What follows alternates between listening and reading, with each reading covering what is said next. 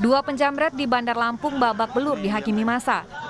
Peristiwa bermula saat korban Mawarenda, perempuan usia 20 tahun bersama kakaknya hendak pulang ke rumah mereka dengan mengendarai sepeda motor. Saat itulah dua pelaku langsung memepet kendaraan korban dan merampas tas korban. Korban berteriak hingga menarik perhatian warga yang sedang berkumpul. Setelah dikejar, kedua pelaku akhirnya tertangkap.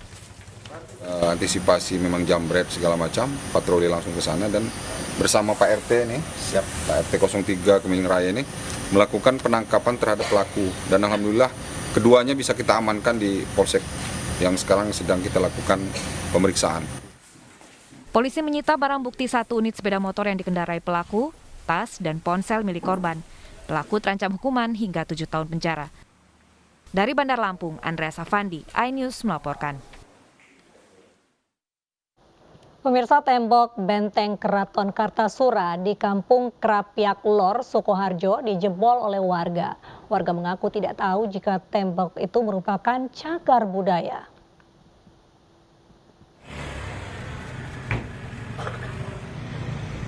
Tembok Keraton Kartasura dijebol warga dengan alat berat sepanjang sekitar 3 meter. Jebolnya bangunan bekas Keraton Kartasura menghebohkan warga karena bangunan bersejarah seharusnya dilindungi sebagai cagar budaya. Mengantisipasi hal-hal yang tidak diinginkan, lokasi dan alat berat dipasangi garis polisi. Kepala Dinas Kependidikan dan Kebudayaan Kabupaten Sukoharjo, Darno, menjelaskan, traktor awalnya hanya akan membersihkan dalam tembok tapi malah menjebol tembok. Jam 3 sore, traktor ini tidak kita kenal di tahunnya membersihkan dalam.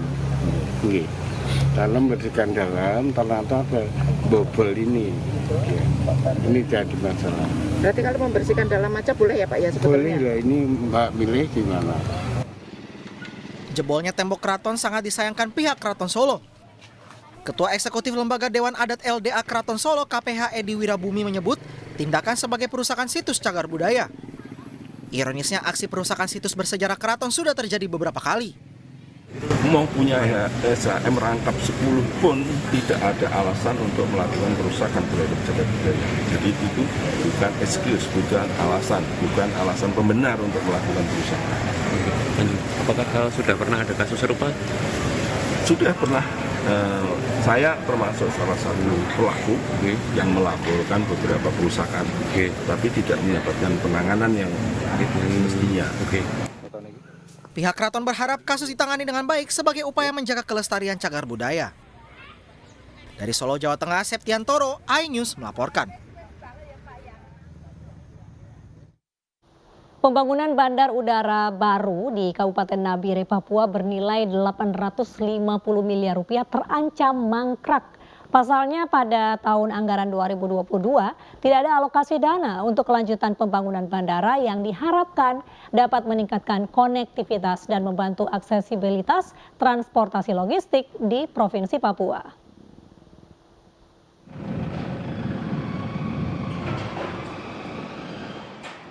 Bandar udara baru di Kampung Wanggar, Kabupaten Nabire, Papua, proyek multi-years dan masuk dalam proyek strategis nasional. Kini proses pengerjaannya terhenti.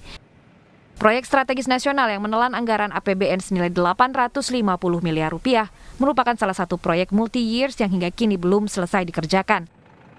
Ketua Komisi C Dewan Perwakilan Rakyat Daerah Kabupaten Nabire, Salmon Pigai, mengatakan tidak adanya kejelasan dana dari APBN bisa menyebabkan pembangunan bandara terbengkalai. Salmon Pigai berharap Presiden Joko Widodo dan Menteri Perhubungan untuk menuntaskan pembangunan Bandara Nabire pada tahun ini. Jangankan bicara itu, ini semua fasilitas belum ada. Baru mau diberhentikan sekarang, tidak bisa. Kami tidak akan menerima itu, mau diberhentikan sekarang. Ya, bagaimana caranya untuk Presiden Republik Indonesia bersama dengan Dinas Perhubungan, Kementerian Perhubungan harus secepatnya kasih turunkan dana. Karena kami sayang sekali. Kepala Kantor Unit Pelaksana Bandara Nabire, Muhammad Nafik, mengakui belum mengetahui besaran alokasi anggaran dari APBN untuk melanjutkan pembangunan Bandara Nabire baru. Nafik menjelaskan pembangunan Bandara Nabire baru dicanangkan pertama kali saat kunjungan Presiden Joko Widodo pada tahun 2017. Pada tahun 2018-2019 dimulailah penyusunan perencanaan dan sistem pembangunan bandara secara multi-year selama 3 tahun dari 2019 hingga 2021. Dari itu waktunya 3 tahun melalui multi years kontrak dari 2019 sampai dengan 2021. Tapi karena penyempurnaan desain waktu itu ada namanya value engineering untuk mengevaluasi ulang secara keseluruhan mana yang fungsi-fungsi bangunan yang esensial yang bisa kita pilah, yang mana yang harus kita prioritaskan. Tujuannya adalah untuk meminimalkan anggaran yang dialokasikan.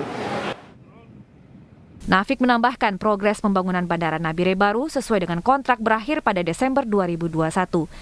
Capaian pembangunan fisik untuk sisi udara sudah 100%, sedangkan sisi darat ada adendum dana tidak cukup, di mana pengerjaan sisi udara dananya kurang lebih 442 miliar rupiah dan sisi darat 189 miliar rupiah, yang mana dana yang tersedia 74,52%. Dari Nabire, Papua, Chenry Andrew, iNews melaporkan.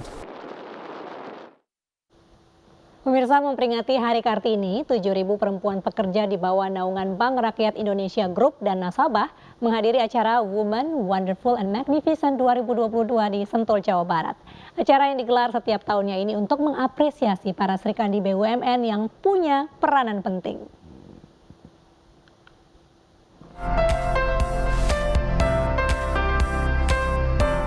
Perempuan merupakan sosok penting dalam setiap transformasi di seluruh perusahaan BUMN. Bertepatan dengan peringatan Hari Kartini tanggal 21 April, Bank Rakyat Indonesia Group menyelenggarakan acara Women Wonderful and Magnificent di Sentul, Bogor, Jawa Barat. Lebih dari 7.000 perempuan yang menghadiri acara ini.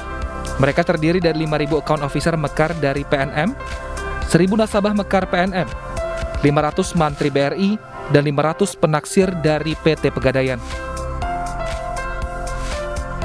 Menteri BUMN Erick Thohir mengatakan pemberdayaan perempuan dan kesetaraan gender di lingkungan BUMN diterapkan secara holistik dan saling terkait. Sementara Direktur Utama BRI Sunarso, pihaknya terus berupaya memperdayakan perempuan, pelaku usaha mikro kecil dan menengah agar bisa bertumbuh dan berkelanjutan.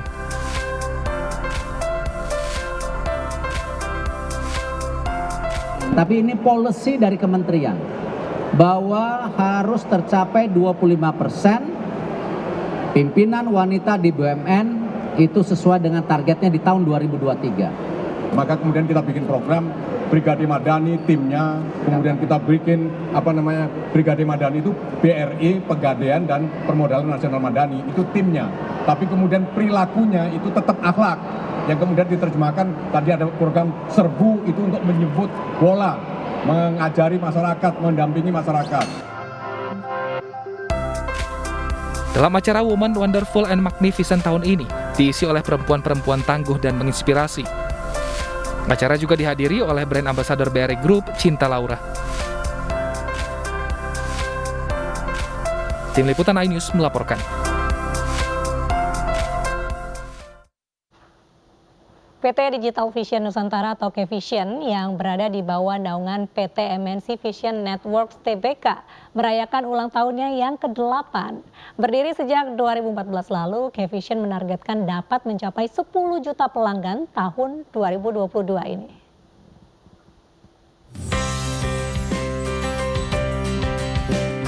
Sejak diresmikan pada tahun 2014 lalu, PT Digital Vision Nusantara atau K-Vision tumbuh semakin berkembang dan melaju pesat di bawah naungan PT MNC Vision Network Tbk. Kini K-Vision telah berusia 8 tahun, mengusung tema Makin Celing, syukuran ulang tahun ke-8 K-Vision digelar dengan berbagai kegiatan bernuansa kekeluargaan. Dirayakan dalam suasana Ramadan, di hari ulang tahunnya, K-Vision menargetkan dapat mencapai 10 juta pelanggan dalam tahun 2022 ini. Ya, dengan pencapaian saat ini kami sudah mencapai 9 juta lebih pelanggan. Tentunya tahun ini juga kami menargetkan akan mencapai 10 juta pelanggan. Khusus hari ini kami mengadakan program yaitu diskon paket juara yang tadinya dijual dengan 190.000, kami hanya jual dengan 88.000 hari ini.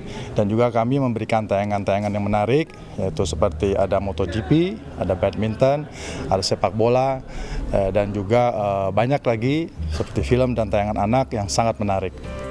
Selama 8 tahun ini, K-Vision selalu berusaha mengikuti zaman dan mampu bersaing di era digital. Sejak bergabung dengan MNC Group di tahun 2019, penambahan pelanggan Cavision meningkat secara signifikan dan menjadikan Cavision sebagai TV satelit prabayar nomor 1 di Indonesia. Dari Jakarta, Stephen Patinama, iNews melaporkan.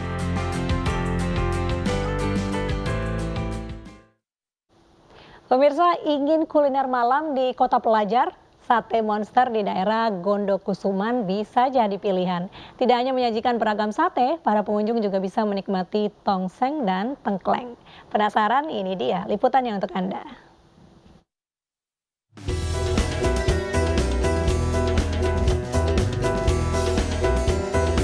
Pemirsa, bagi Anda yang mencari kuliner malam atau hidangan santap sahur, di Jalan Urip Sumoharjo, Yogyakarta terdapat warung sate sapi Monster. Saya penasaran bagaimana rasanya. Menyajikan sate dengan ukuran lebih besar dan panjang dari sate pada umumnya, membuat kuliner malam di kawasan Gondokusuman, Yogyakarta menarik perhatian para pelanggan. Sate Monster disajikan layaknya sate kelatak yang dimasak menggunakan tusuk jeruji besi panjang. Bedanya, jika sate kelatak memakai daging kambing, bahan baku sate Monster ini menggunakan daging sapi. Ada sate bumbu, itu sate Monster, terus sate kelatak, tapi ini biasanya kan sate kelatak itu kan kambing, nah ini sapi, semuanya dari sapi. Terus ada gulai balungan, ada kicik balungan, kicik daging, semuanya dari sapi. Tak hanya sate Monster, di sini pelanggan juga bisa menikmati menu gulai, tongseng, hingga sate kelatak. Semua menu berbahan utama daging sapi ini dibanderol dengan harga Rp25.000 per porsinya. Rekomendasi Mbak, enak. Bumbunya yang satenya itu tadi, sate bumbunya resep. Terus tengklengnya juga dagingnya banyak. Ya, apa teman satenya tadi? Tongseng. Dagingnya juga banyak. Ukurannya katanya ditimbang juga kan Mbak, 130 gram.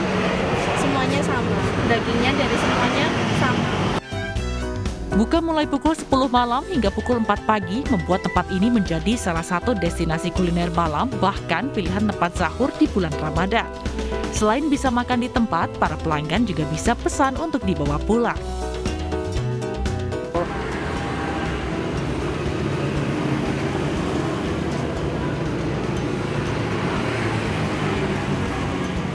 Gurih, terasa sekali bumbu rempah-rempahnya dan gak amis pemirsa. Itulah gambaran dari sate sapi Monster. Spesialnya lagi bisa dipadukan dengan tongseng dan juga gulai.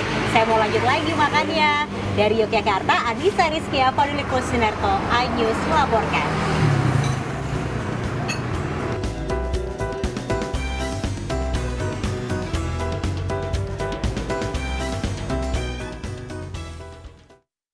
Arsenal tumbangkan Manchester United di Stadion Emirates. Selengkapnya usai jeda.